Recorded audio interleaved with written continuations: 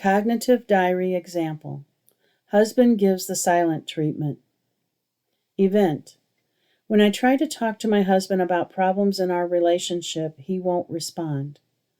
Emotions. Rejected, agitation, hurt. Distress rating. 8. High level of distress. Thoughts. My husband doesn't respond to me when I tell him he's not attentive enough. He must not really love me. I'm just asking for a simple thing and he doesn't even try. I told him that if he doesn't care about me, then he can just do whatever he wants and we'll just be roommates. He's probably having an affair anyway. But he just acts as if nothing is wrong. Can you identify the irrational thinking in this example? There are at least 3 irrational beliefs. How can you change the thinking? What is another way of thinking about the situation that won't cause the feelings of rejection, agitation, and hurt? Pause here before listening to the answers to consider what cognitive beliefs might be causing the self-talk and how to refute those beliefs. Answer: irrational beliefs. 1. Mind-reading expectations. A common issue in relationships that is illustrated here is that the wife expects her husband to know what she wants. She believes she is being assertive when she is actually unclear when she tells him he is not attentive. Assertion requires specifics, but attentive is a very vague term. What may be attentive to one person may not be what the other person thinks or expects. For instance, he may believe that listening to her without interruption is attentive.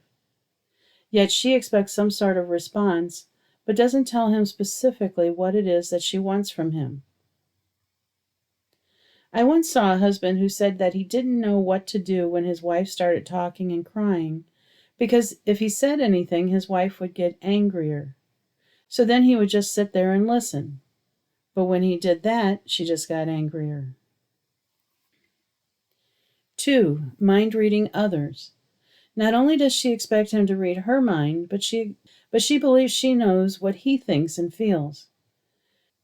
Based on his behavior, which we have already shown that her interpretation could be wrong, she assumes he doesn't love her. Then she makes a passive-aggressive bluff, telling him he can have other relationships, but we all know that is not what she really wants. This is considered passive-aggressive because saying something directly that is not true in an attempt to get a response from the person is an indirect aggression.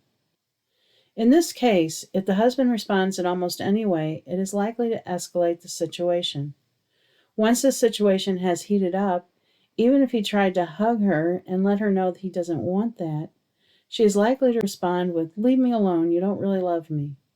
She is trapping him in an impossible situation with her mind-reading and passive-aggressive behavior. Is it any wonder he remains silent? 3. Blaming. In a classic codependent manner, she needs her husband to be a scapegoat so she can avoid looking at her own behavior. That is the crux of blaming. Although the husband may have a role in this situation, by focusing the blame on him, the wife is unable to change the situation. If she looks at it from a different viewpoint and examines her own behavior instead, she may be able to determine other approaches. Presently, however, she expects him to change, but she does not have control over his behavior. Frequently, when people are in therapy, they ask me, "Why am I the one that has to change?" And I tell them, "Because you are the one that is here. If your spouse was here, then I would focus on the changes your spouse needs to make." We only have control over ourselves, which means we can only change ourselves. However, changing ourselves can impact those around us. A concept I like from systems theory is that if any part of a system changes, the rest of the system has to change in response. A relationship or a family can be considered a system. Therefore, if this woman changes her irrational thinking and passive-aggressive behavior, her husband may change his response. It still may not be the response she wants, but it can be a start. If nothing else, the self-improvement can lead to greater satisfaction in other areas of life by eliminating codependency from her relationships. How can this thinking be changed? I need to quit making assumptions about what my husband feels and expecting him to know what I want. Instead, I need to more clearly and assertively state my needs and concerns.